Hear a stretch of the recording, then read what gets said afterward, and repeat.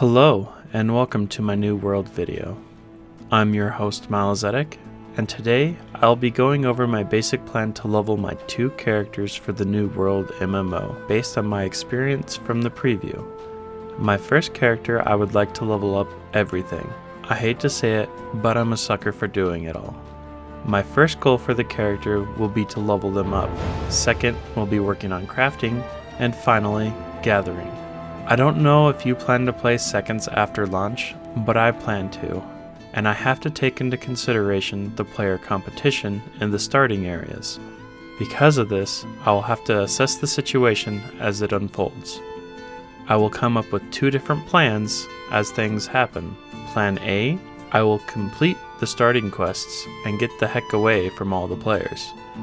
However, if there are too many players in the area and I'm unable to do the quests, I will go with Plan B. Plan B, relocate where there are no players and start mindlessly killing monsters.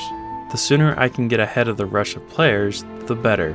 During my relocation process, I will want to kill everything along the way. I need to keep my XP per hour high. To further assist with this, I will be leaving all non-monster loot alone. Looting slows down the XP per hour, and it does not provide me with any gold. The average chest takes about 10 seconds to loot due to the travel time and interaction. As your inventory fills up, you will also have to address your inventory management, and that time varies based on how much you have in your inventory. The monster drop loot is just a quick button press with no travel time, so that will be the only loot I will pick up. This will also give me a chance to upgrade my armor and weapons so I don't completely outlevel my gear. At some point, I will have to log out of the game, so I will be setting up a log in and log out routine for myself. This routine is so that I can progress my character while I'm offline. What I mean by this is I'll be placing requests on the auction house for raw materials. That way when I log back in, I can process the raw materials and level up my crafting. As part of my login routine, I will be browsing online content for methods of leveling. For example, during the preview, there was a crazy XP rate for delivery PvP quests, making it the best way to level. When the login routine has been completed, it's back to leveling.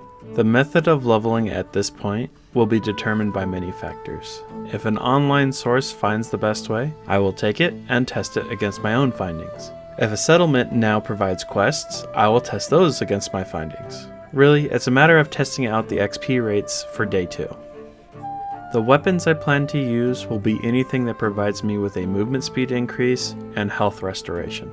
In the preview, it was the hatchet, life staff, and fire staff. The hatchet provided a base movement speed increase along with health restoration, and the fire and life staff had forward moving dashes.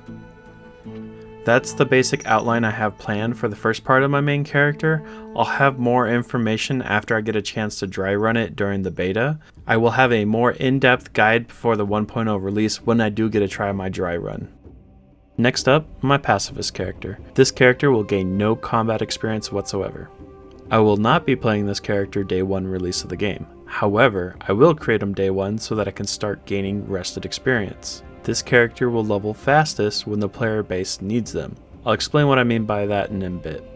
Conceptually, this character is rather straightforward. I gather, I craft, I quest. The first goal will be to craft all my gathering tools. Can't gather if I don't have them. This includes a skinning knife, as there are some players that will leave behind bodies that I can skin. The second goal is to craft an Adventurous Satchel for increased bag space. It takes 45 coarse leather, 25 linen, and 10 iron ingots along with level 3 armoring in order to craft. The hardest part of this craft is going to be the leather, as it requires killing monsters and skinning them. I will need enough skins to level the profession and then craft the satchel. For this, I plan to put out a request for raw hide on the auction house so that players can sell to me. Hopefully. However, since, how the auction house works, I'm going to have to wait and just put it on the back burner until I actually get the hides that I need. From here, I set up a 3-point priority list of things to do based off of what I have access to. Number 1 will be settlement projects. Number 2, the auction house. Number 3, gathering.